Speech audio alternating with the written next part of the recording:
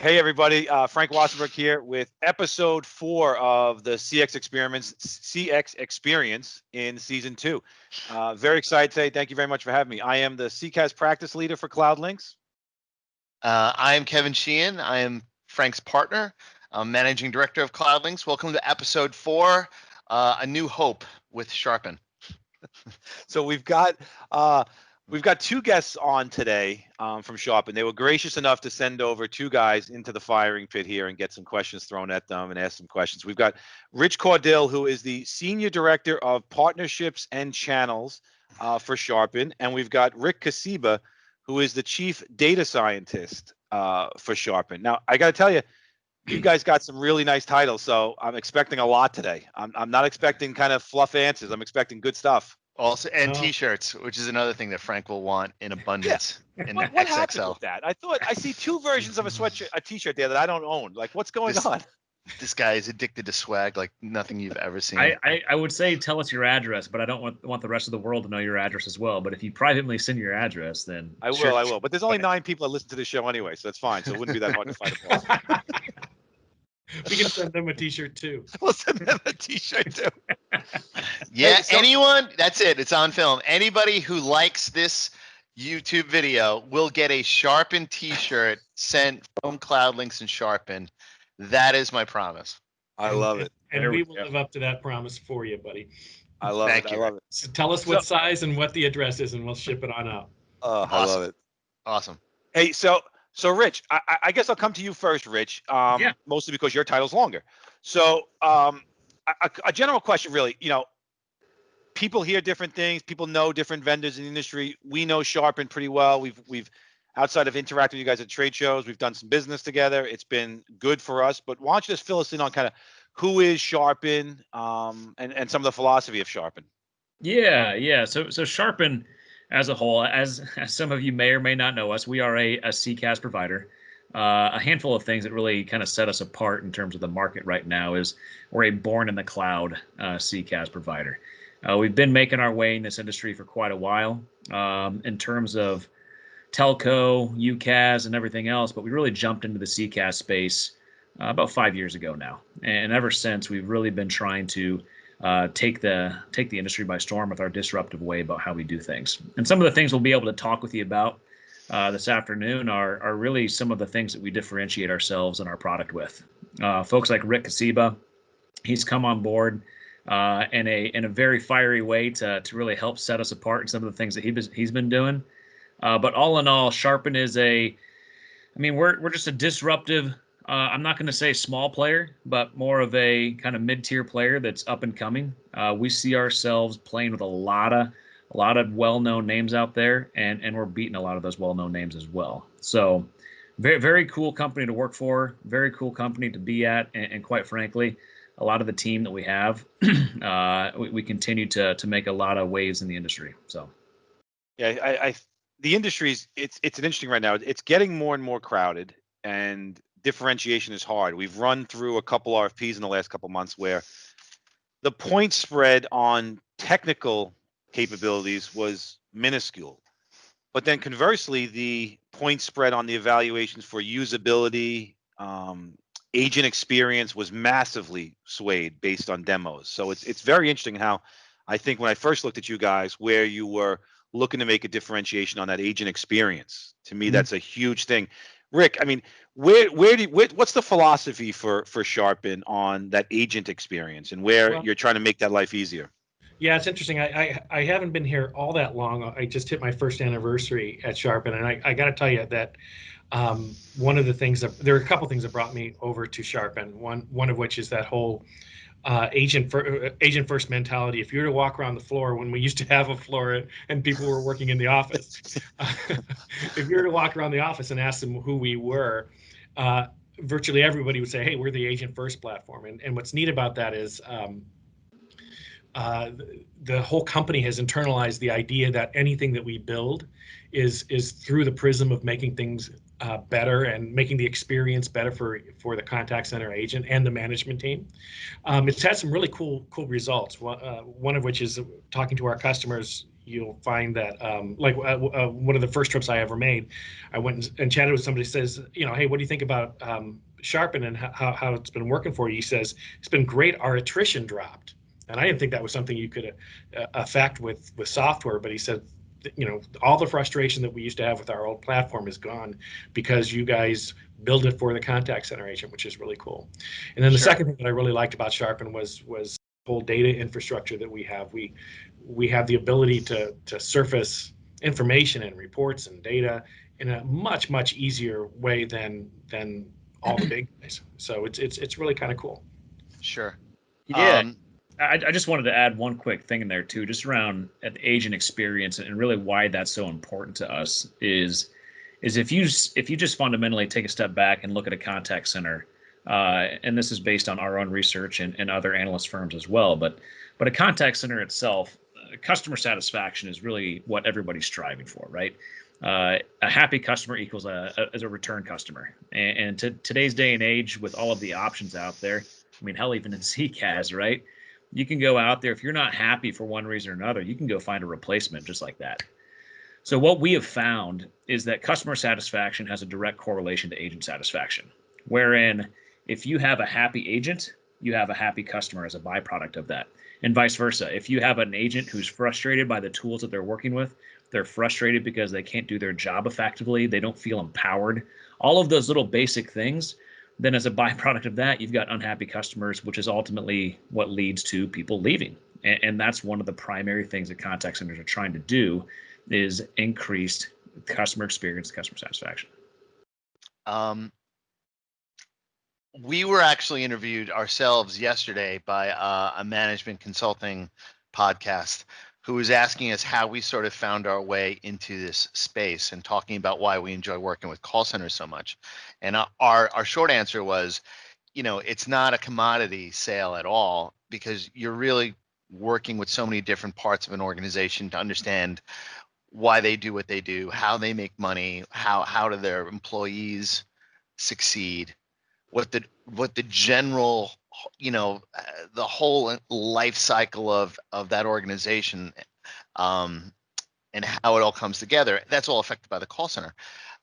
We touched upon retention, which is something that you never would have thought is a major factor, but we gave a reference of a small home improvement company. It's a very well-known national name, who we worked with last year. And when we first had a general meeting with all their department heads, the HR people came in and we asked them, so how's HR? What are you looking to get out of a new platform? And he's like, we're currently cruising with roughly a 99% attrition rate. And Frank and I looked at each other and we're like, meaning you keep 99% of your staff on a what, monthly or annual basis? And he's like, annual. And we're like, oh, that's pretty good. He's like, no, we lose 99% of our staff in an annual cycle. This is a call center of about 200 agents. No joke. Nice. Literally said that. Yeah. And like, you can take that, how much of an effect that is to an organization's bottom line. But you also look at it from an agent's perspective. And these are, very hardworking people, hardworking middle-class income people who are trying to carve out a career for themselves in a very difficult job. And, giving them a platform that allows them to feel successful and also to make more money. Like if an agent is successful, one assumes that they're making more money and living a better life and feeling better about themselves. I mean, that should be something that I think that CCaaS providers talk more about and less about. You're going to get more customers. Your customers are going to have a better experience. Your customers are going to, have a quicker hold time, whatever. But like your agents who do a very tough job will have better lives if you give them the tools to become successful. So good for you guys. We're excited to talk about that. It's coming up more and more. Well, Yeah. Oh, I'm sorry, Richard. No, I was just going to add one little comment to that is we certainly see that across the board. What we've kind of found is industry average for a contact center for attrition is around 50%, which, I mean, we've seen upwards of 150%, which is just insane. And then when you correlate that to your point, the cost, On average, what we found is about $10,000 to $15,000 to replace an agent. By the time you counter the getting someone on board, ramping them up, training them, just going through that entire process. So take all that into equation, and then you throw them into a world where they're frustrated because the agent tool set that they have to work with isn't giving them what they need to do their jobs. Right. And then they get frustrated, they get fed up, and then they quit their job because they can't do the day-to-day tasks and requirements that they need. Yeah. But to that point, Rick, I'll certainly let you chime in. I know you've got more insightful things to say. No, I don't know about that, Rich. But no, it's very. But, a funny story was attrition is something you absolutely, if you can improve it just a smidge, you save the company a lot of money. I was at a place a long time ago where I went in there and started talking the attrition story, and they said, no, we don't have much attrition. I've never heard of a call center who didn't have a lot of attrition, right? Yeah. It was the Social Security Administration, and they said our main source of attrition is retirement or death. Those are the two. Nobody quits this job. Nobody quits this job. It's perfect. It's the greatest job ever. That was perfect. Yeah.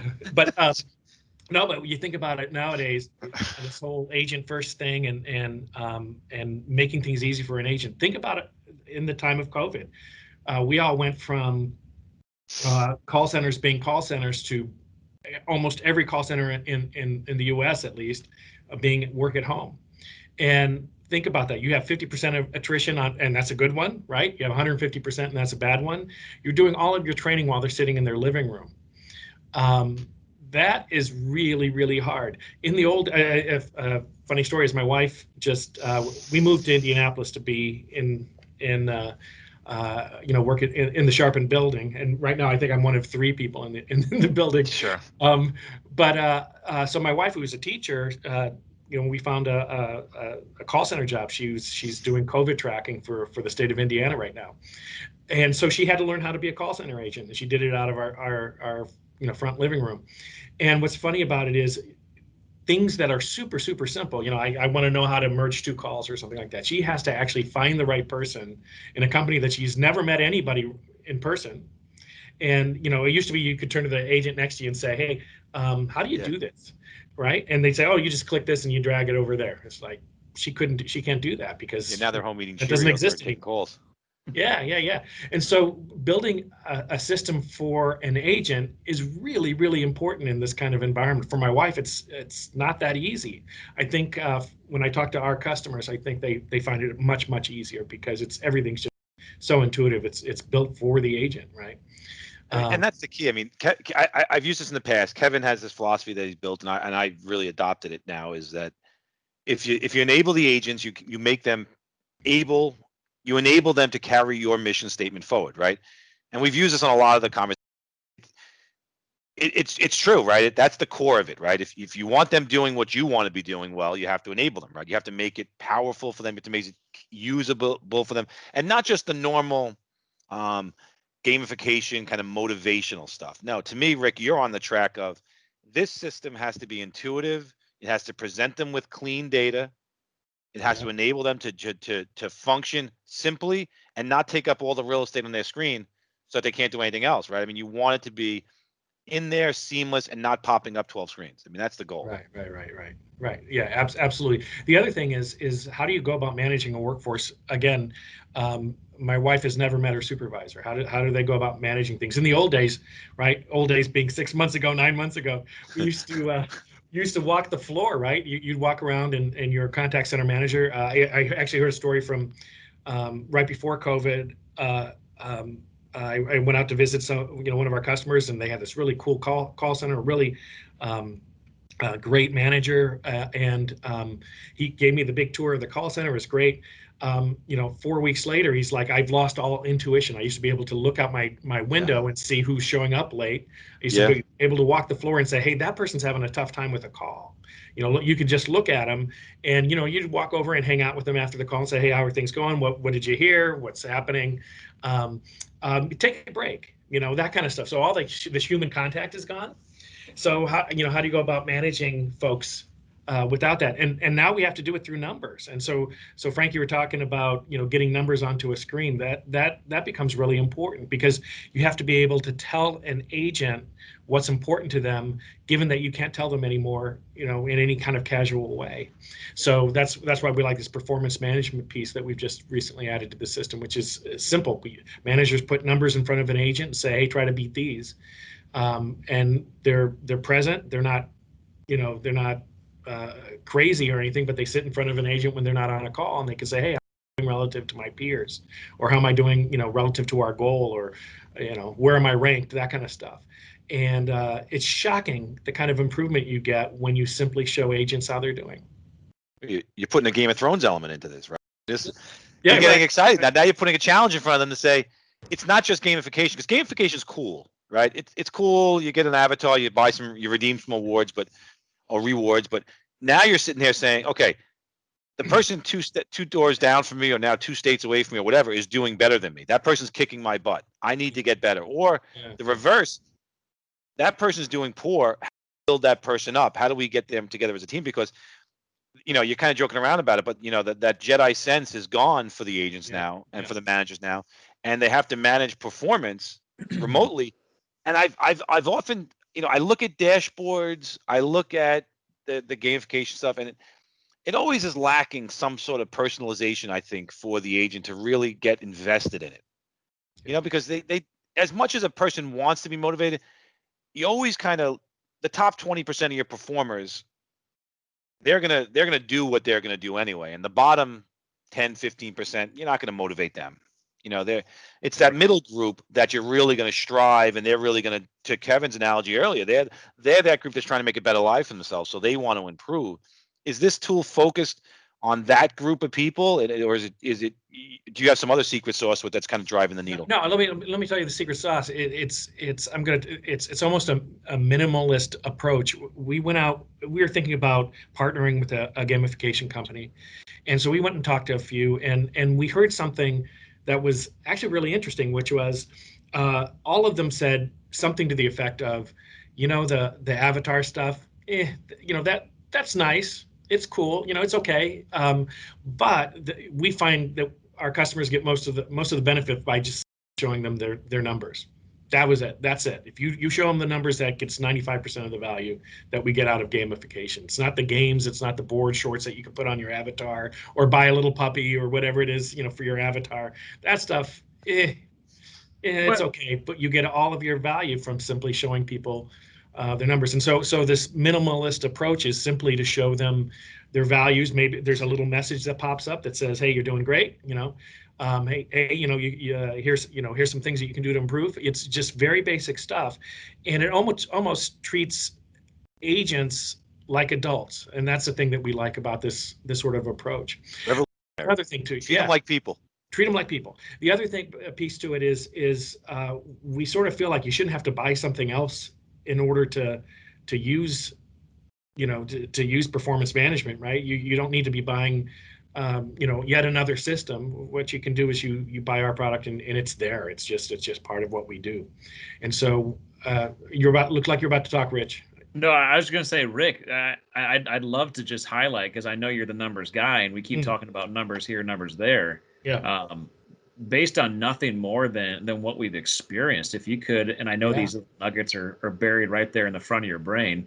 I don't know about that. But just highlight some of the things that, like, we have customers, as an example, who come on board with Sharpen, and they have this kind of instantaneous honeymoon effect of, oh, this is wonderful, this is great.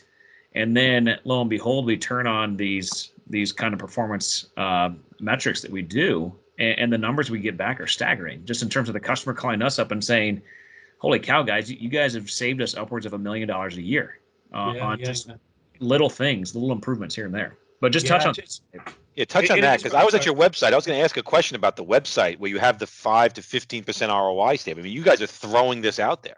Oh yeah, this is really cool. When we turned performance tiles on, one of the things that we did that I think was pretty smart was we started measuring everybody's performance. So when we threw this out as a beta, the first thing we did is we started gathering data and looking at how the beta customers were doing pre-tiles, and then we turned on the performance tiles and we watched it. Now we were expecting to see a couple things. We were expecting to see this little slow, gradual improvement, which is really hard to measure, given seasonality in businesses and everything. But we didn't see that at all. We didn't see a slow, gradual improvement at all. What we saw is an instantaneous improvement at every single customer on almost every single metric that that they showed their agents, which is really cool. And it wasn't insignificant. I don't have the numbers at the top of my head, but it was something on the order of one of our customer 9% of handle time immediate from the day they turned it on. They suddenly got a 9% improvement in the handle time. Another fun one was another customer turned on first call resolution and a handle time, and lo and behold, both improved. And you would think that first call resolution is not something that an agent could really affect, but lo and behold, they do, or and they can, and we have the data to show it. You think about, you just do the math on the number of avoided calls that you have to take because you handled the customer's problem and they didn't call back, and the numbers, it's staggering. It's really interesting and cool. So we're feeling a little cocky about it, right? You turn these things on, and lo and behold, you're gonna see an improvement, and we've seen it 100% of the time, and it's not little. It's significant. So the 5 to 15%, we're gonna get. We've seen bigger than that, and we're willing to put our money where our mouth is. It's what does it say on the website? 5 to 15%, all your money back, every single penny, no questions asked, no fine print, and we mean it. It's actually really cool. Our CEO came up with this. He's one of those kinds of people who he just sort of cuts through the BS and is painfully honest, and he's like, yeah, we'll give them their money back. It's we're going to see the savings, and we should never have to give anybody their money back, because it's pretty obvious that we're gonna nail it. So, and now the performance management stuff, the tiles, which I can see, if you can send me some of the clips on those, because I'd like to insert them into the video for people that are watching this. I'd like to show them while we're talking about it, because it's kind of cool to see it. Yeah, I'd like to see it while we're doing it again and give some reference to it. But is that a standard function of the tool, or is that part of a QM bundle? Or talk to me about that a little bit, because I know you said that was part of your philosophy. You don't want to have people do that and buy extra tools, but everyone kind of the devil's in the details on this kind of a thing. No, you have it. You go to a little admin area, and you click a little button that says turn these things on, and here are the metrics I want to see, and here's the thresholds for them, and boom, it shows up on the agent's desktop. It's as simple as that. Now, do you think that, if you had to do it, where would you put, in terms of ranking, the top challenges that contact centers are facing today, COVID or not? What are they facing? What are their struggles? Yeah, I do think the biggest one is that lack of human contact. It's I was actually on a webinar last week, and a gal who was she had some fantastic questions and thoughts. Had this one, which is, how do you maintain a company culture given that nobody sees each other anymore? And I think forget just call centers, all of us who are now working from home, it's really tough. All the casual conversations that we used to have that would help make us a cohesive unit and make work fun, and that's all gone. It's now everything that we have to do is purposeful, and it's hard enough when we're a management team or we're software providers and we're working together. It's kind of tough. I don't see you nearly as much as I used to, Rich, and right, and pluses and minuses to that. Good, yeah, pluses and minuses, right. And but think about it. If you're running a contact center with somebody that you've never ever met, who just onboarded last week because half your workforce disappeared over the last 6 months, that's really hard. And maintaining any kind of culture, maintaining real quality, in showing empathy and all that stuff is really hard. I'm seeing it with my wife, who's now a call center agent in our front living room, right? So that, I think that's the biggest thing. How do you go about managing and inspiring people, given that you never see them in person? I think that's probably the biggest challenge that we're all facing now. I think at first, when we all went to work at home, we were shocked utterly shocked that we could all pull it off so quick. You know, the biggest challenge that anybody faced, you know, back in March was, how do I procure enough laptops and headsets so I could, you know, send this home with all my agents, right? And so that happened. It all worked out real well. It was, you know, shockingly smooth, mostly because of all the cloud computing that's out there now. So that was really cool. But now what we're finding is that it's a lot harder to manage than we thought it would. You know, we thought it was going to be, what, 2 weeks, right? You know, Oh my gosh! Now don't even get me started. yeah, on now that. it's 9 months into it, and it's hard and it wears. It's not something that you know, if had it been temporary, you know, we would have weathered it pretty well. But now that it seems mostly permanent, especially for you know, contact centers, I think it's going to be a lot harder, right? Because it's this culture stuff. Yeah, you bring it up. I mean, I think it was you know, here in New York, you know, the fall off the back of the truck analogy gets used to death. But like at that first 3 weeks of it, I think people were selling headsets out of the back of trucks. I mean, they were gold. They were gold. And I can't even imagine, like, we did a project where when this started for a big medical center, where in 60 days they said to us, we're taking everybody and everyone's out of here, because they were kind of foreshadowing what was going to happen. And they said, in 60 days, we cannot be in this office. We're predicting this is going to be an issue. And in 60 days, we had to transition them out. And that was their biggest challenge. One, getting the equipment, and two, onboarding new agents. So you hit the nail on the head for what they were seeing in the real world. I mean, you know what? There's a lot of questions about whether it is going to return to that type of environment. You know, we could say, look, COVID's dead. We're all vaccinated. But some of the feedback we've gotten from C-level people is, yeah, now they're looking at, why do we have to pay $100,000 a month for that facility when we don't have to? I get it. It's great to see people and everyone, you know, it's great, but it's a lot of money. Yeah, and it's gonna be we've shown, you know, now the world has woken up that there are tools like Sharpen, platforms like Sharpen, that enable an organization to keep running very effectively, and to have many of the tools that allow them to perform like they are working together. You know, I think it's going to be a long time before somebody starts making that investment and bringing people back together. Yeah, a lot of CFOs right or wrong. Real estate company. Yeah. One of the conversations Rick and I had, this is probably 3 or 4 months ago, was not even that whole concept of work from home, but more than anything is work from anywhere.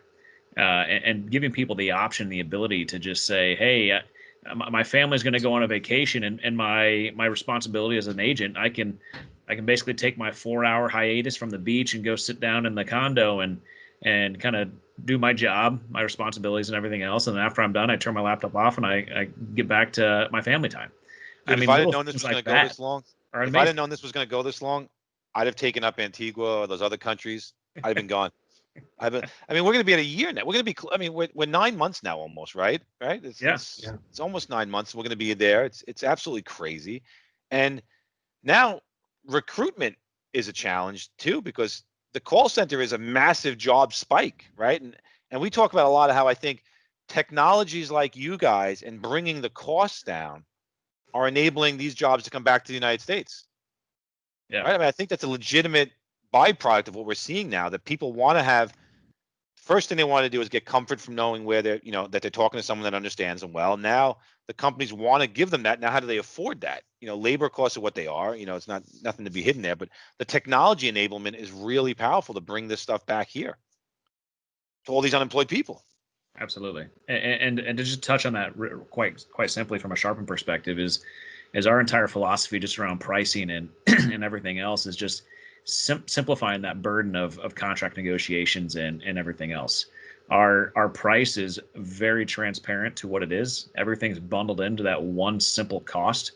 Our quoting and our contracting, another thing, very transparent, very simplistic. So ultimately, when you put it in front of a customer, they don't have to sit there and spend 4 months doing red lines, but rather, hey, you need a contact center, you need it today, and you need folks up and running by a certain period of time that's very quick, then absolutely, let's get this going right now. I mean, that is one thing that customers have raved to us about is hold on, you mean if I want this feature, I don't have to give you another little nominal fee? Or if I want that feature, I have to give you another little nominal fee? Like, you're telling me right now to my face that this is the price, and that's a flat price fixed price for everything. Yeah. Yeah. Oh, all right. Now, Thanks. I've been how- asking people this for years. How kind of let's talk about that. Like, so like this all-in-one approach for you guys, which I find interesting because again, I've just been through a couple RFPs and the add-ons kill you, right? Yeah. How deep into the stack can you guys go in terms of your offerings? I mean, CCaaS seats, UCaaS seats, QM, like how deep into the stack are you bringing it to clients? Yeah. So purely from a kind of a basic perspective, all-in-one really encompasses is everything from a telecom perspective. So we are the underlying telco provider. We provide UCaaS seats to back-end users or anybody who just needs basic UCaaS. And we also provide the contact center seat, which that in and of itself is obviously incredibly complex. There's a lot of functions that go into a contact center. But if you just look at that in and of itself, we're the all-in-one play as well. So we are the agent desktop and all of the tools that they need to perform their jobs, the omni-channel play, as Rick had pointed out, some of the performance metrics. We provide all of the back-end supervisory functions, so all the reports that they need to run, dashboards that they need to build, whether it's a dashboard for a hypothetical call center that no longer exists on a wallboard, or if it's a dashboard to send to an executive that he can put on his desktop, or a dashboard that we can send off to a supervisor that they can have on their iPad. All of those things go into it. And then taking that a step further, just all of the other elements of coaching and feedback and bidirectional feedback and taking that all encompassing. I mean, quite honestly, I could sit here and talk for the next hour and a half about all of the features within a contact center alone. But quite simply, if you sign up with Sharpen, you don't need another provider to come in and fill in as an IVR or the ACD. Or, I know that's not necessarily commonplace today, but it used to be, oh, I've got this for my IVR, I've got this for my ACD, I've got this over here for my QM and everything else. I mean, we truly are hey, you sign up with Sharpen, you get all this stuff right there in one pretty box. I mean, a couple of vendors have gone the way of best of breed. I do CCaaS really well, but I'm going to partner with this guy for WFM, and I'm going to partner with this guy for QM. And there's merits to that, but there's also the other side of the coin where it's like, listen, no, we want to be in control of the agent experience. We want the client to have one conversation. We don't want them thinking about back-end integration and reportings and all those challenges that are there. To me, there's a lot of merit to that. Yeah. And I guess just to kind of build on that too, I will say, so we are all in one, but we're not all or none either. So I would argue that just in terms of reporting, agent desktop, and again, a lot of the tools we've talked about, we're just right up there with best of breed. Like what we have in terms of a product that competes with enterprise grade products, much the same as us, we're right there. But we fully recognize that folks may say, hey, you know what? I really like this for my UCaaS play, or I really want to integrate to this WFM provider over here. We fully acknowledge that the customers want choices, and as such, all in one, but not all or none. So if you want to use us for the contact center and layer in somebody else for UCaaS, by all means, let's have that discussion. Okay. The industry bellwethers, certainly if you go back a couple of years, we've noticed the add-ons were, I think, the profit margin for most deals, in that it was almost like a car sale where it's like, just get them to commit, and then once they're committed, then all the extras start getting layered and layered on, and that's where the margin was. And that for a long time, that's been the pricing model, and it's still out there. And you guys are in the minority still with that bundle. Yeah. That's that's the greatest Seinfeld bit ever. What's the rust coating on the bottom? I don't even know what that is. Yeah. Well, you bring up such a great point, right? It's like, here, I want to sell you a car. Perfect. Let's go test drive it. And you test drive, and you're like, hold on a second. This has an AM/FM radio. Yeah. There's no analog brakes. What? I mean, hell, this thing doesn't even have headlights. And then all of a sudden, they're like, well, you didn't ask for headlights. What do you mean I didn't ask for headlights? Of course I want headlights. I want to drive at night. I can sell you headlights. Here you go. Here you go. They're $500 a pop. Wait, $500 a pop? And then all of a sudden you keep adding all these things up, to your point. And then you get the bill as far as what you were actually given in a demo, right? And then all of a sudden it's like, hold on, I thought this was $100 a seat. By the time you add everything up, it's like, this is more like $200 a seat. And quite honestly, that's one of the things that I love to highlight about our demos is you have a CFO or somebody who kind of knows how the game works, who sits there and watches a demo of a product, and they know full well as they watch a typical demo, they're going to sit there and add up line item after line item after line item. So yeah, $100 a seat, but what we actually just showed you is more to the tune of 250 because we gave you everything. Well, that's the nice thing about Sharpen is you watch a demo of what we have to offer and what we can do to improve their contact center. And then, by the way, we tell you at the very end that everything you just saw right there is all wrapped up in that price that we publish on our webpage, so it's not hidden from anybody. I mean, that's very compelling stuff that people really say, wow, this is significant. Yeah. It takes the teeth out of something that we often use as a business case to work with us, is that the team of people, if you want to talk about the players in that magic quadrant, the team of people that you deal with pre-sale are completely different than the team of people you're working with post-sale. And that's when the bad news starts to come trickling, right, especially around add-ons. We position ourselves as, hey, we're your sort of guarantee that we're going to hold the pre-sale team accountable to the post-sale implementation. But if a disruptor like Sharpen is out there saying, no, the price is on our website, it's right, you know, we're willing to back that up with, to Rick, to your analogy or your story from the CEO saying, yeah, you know, if you're not happy with the platform, yeah, we'll give you your money back. You know, it's, yeah.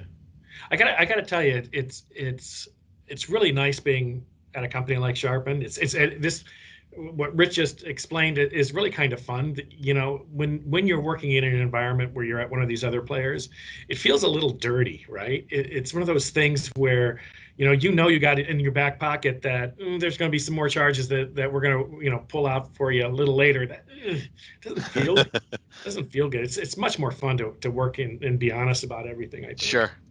Frank and I want to pull a Borat where we disguise ourselves as sales reps and sit in on like one of the annual sales kickoffs. Rick, we're gonna just need you. Rick, we're just gonna need you to be the camera guy in the back with the hidden camera in the briefcase. Totally in. You're in. Rick said, Kevin. What these upsell? Explain, please.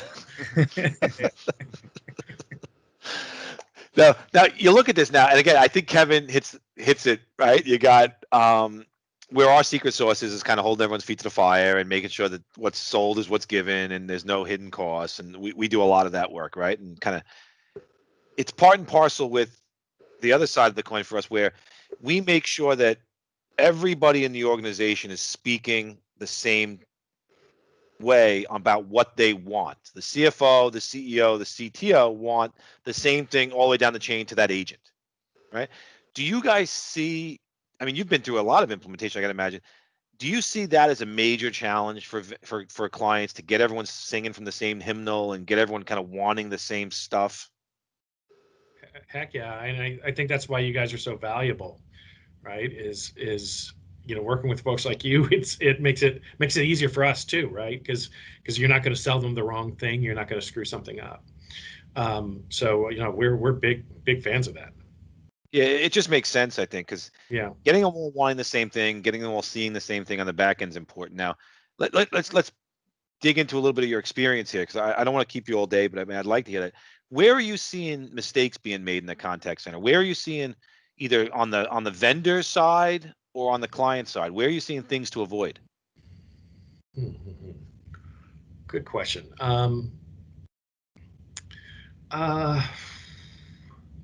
I don't know if I have it's funny, I just wrote an article for a workforce management group, SWPP, which is a fantastic organization. And one of the articles I was sort of relating an experience where folks think they're buying something that's the article was about AI, and a lot of the stuff that was being promised hadn't really been developed before, or it was an environment where people are selling things that don't quite exist yet, and they're using the customer as the guinea pig. Yeah. And it's a horrible place to be, either both the customer and the vendor, in that sort of situation where something's been sold that you don't know if it'll actually work yet. Rick, we just did a deployment for a client, an evaluation of a tool for a client. Let me rephrase. And one of the things they want to do in phase 2 was voice recognition, because they hate voice recognition, right? But they hate it. They've always hated it, but they want to put it in for phase 2 for an element that is really static information that's a waste of time for the agent to do it.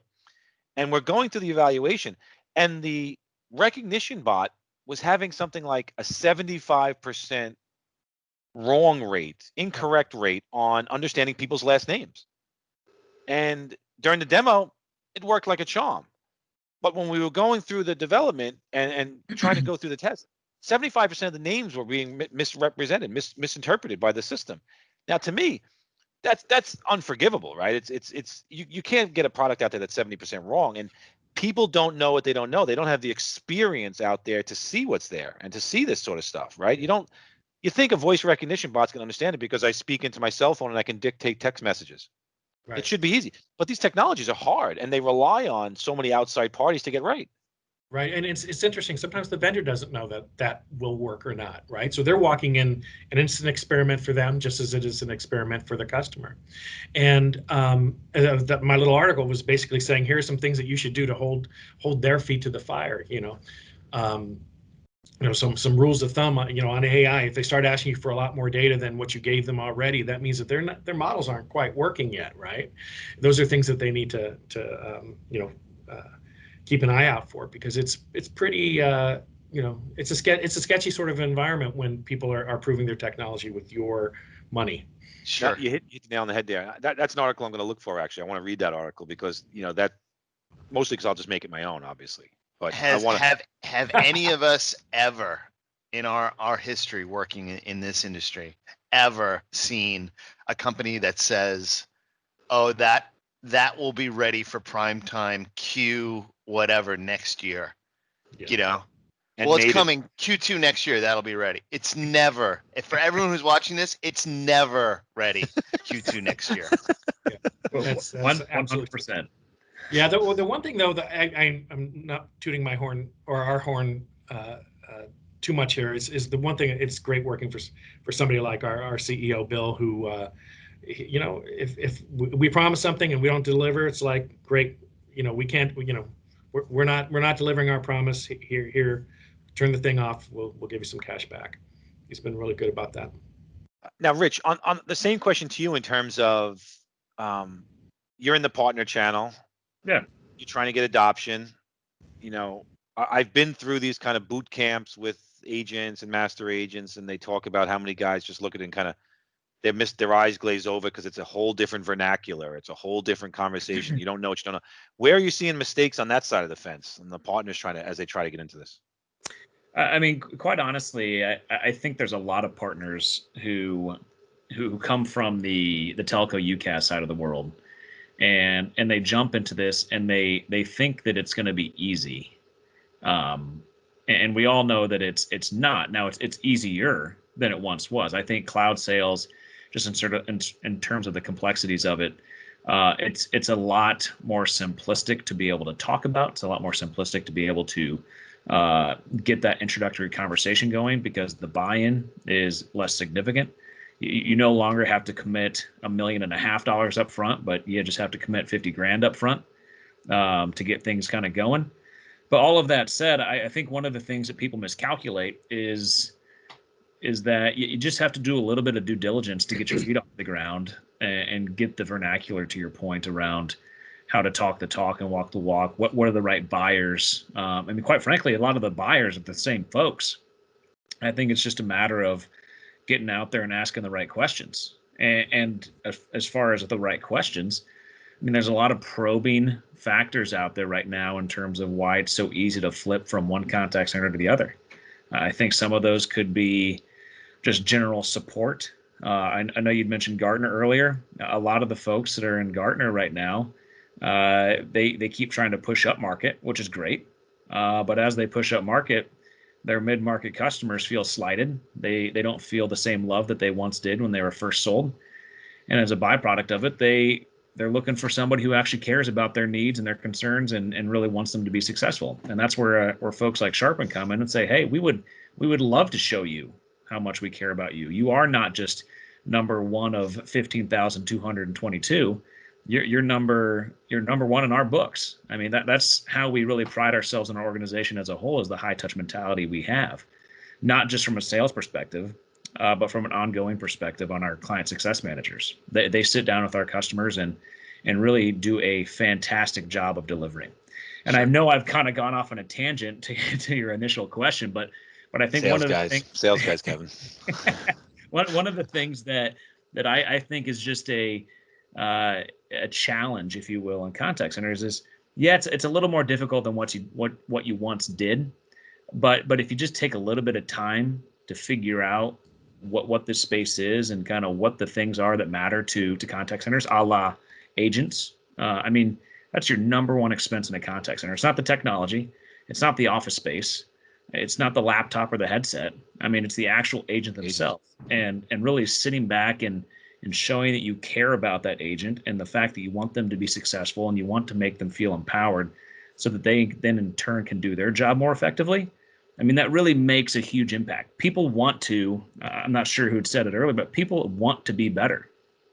So much so that we have had agents unprompted call us and say, ever since I saw these metrics be presented to me in my day-to-day, I see how I'm doing and I see how I'm improving it. And I blank you not, we had an agent who quite literally said, it makes me want to be a better agent. I mean, that kind of gives you goosebumps, and you're like, holy cow, we are making a difference in people's lives. That's great. So, now, Rick, the $1 million question to you, as I've been staring at your office the whole time, what team is that in the back on the champs, the champion photo? What is that? Oh man, that is the Crofton Cardinal 11-year-old football team. That's what I thought it was. I actually texted Frank that's what it was. But you in the bet, Kevin. You were right. I'm sitting there going, what team is that in the background? Who is that? That's what they win? What championship did they win? This was Anne Arundel County. What was it? We have on there? That is 2000. That's the 2000. I have 2009. I have 2012 and 2019. Anne Arundel County football champs. So look at that. That's man. Those are my boys. Those are my boys. It's so fun. So I've been doing this youth football coaching thing for a long time, and God, it's just, you just love each one of those boys. You stick with them for a few years. They're just fantastic kids. It's great. It's great. And youth football. I mean, listen, youth football's taken. It's taken a beating during this period of time now, trying to get this back on. But I do a lot of coaching myself, and I coach soccer, even though I don't know what the heck I'm talking about with soccer, and I coach basketball because that's my sport. And I couldn't do it. My wife and I run the local CYO program, and we turned it off this year. We couldn't do it. You just didn't see a way to do it in the gyms and these things. But I miss coaching basketball like I can't imagine. Were you able to get some stuff in this year or? No. Well, when I moved to Indianapolis, this is from Maryland where I moved from. But interestingly enough, I called somebody yesterday, and there's a local team that needs some coaches, so I'll start it up again. Nice. Be careful. I posed that question. so just in terms of coaching soccer, I mean, isn't it pretty straightforward? Like, hey, kids, for the next 30 minutes, we're going to kick it into that goal, and then 30 minutes later, Frank applies the same coaching direction he gives to the basketball team, except with a Cockney accent, and he thinks that covers it. Start speaking English. Yeah. I have found that I can coach soccer very, very effectively up until around 6th, 7th grade. And then right around 6th, 7th grade, the kids have a need to be so much more technical and so much more. The game becomes skills based. The game becomes skills based, and I can't fluff them. I can't bullshit the kids anymore. So I got to stop. So now I moved to an assistant coach, and I'm the motivational guy on the team now. But that's it. Nice. But listen, Kevin, what do you have to hit me with now before we end?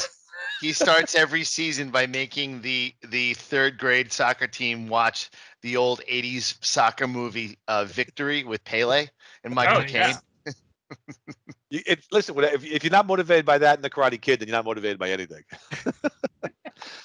But listen, guys, we've had you on for a bunch here. I don't want to keep you too long. I know it's the middle of the day for you guys, or the start of the day for where you guys are.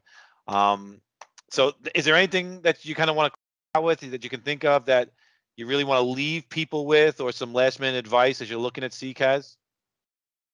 I'll kind of give my 2 cents. I mean, it is a very, very crowded space. As a matter of fact, I was just talking to a colleague of mine from a former company who works at another CCaaS provider just the other day, and we were talking about how is there really that much business out there? And it's a great question, because everybody always forecasts like, oh, this is going to be a $25 billion industry in the next couple of years. And I don't disagree, but at the same time, it's the biggest challenge is getting people to recognize the need for change. The biggest challenge is getting people to break away from their status quo and truly recognize that this next generation of cloud contact center, a la Sharpen and the such, it can truly help transform their business and more or less future-proof them. Because if you guys know as well as I do, right? You can play the NES as long as you want, but you're missing out on the next big thing. And much the same as anything there's a else, reference. You're missing all sorts of possibilities, and when it goes longer and longer and longer, that Band-Aid gets stickier and stickier, and it makes it harder to peel off in that process. And I think it's just the ability to walk in and understand that customers, they want to transform their business. They just need people to nudge them in the right direction. I agree. What about you, Rick? I can't improve upon what Rich just said. That's it. I'm with you. I couldn't either. Good night, everybody. Good morning. No, that's great. Afternoon, and good night. That's probably the best sound bit that we could use. So, guys, listen. Thank you very much. I really appreciate you being on. I really do. I appreciate you giving Kevin the opportunity to make jokes at my expense about my coaching skills. I appreciate that. Thank you. And we'll wrap it up there. No, thank you very much.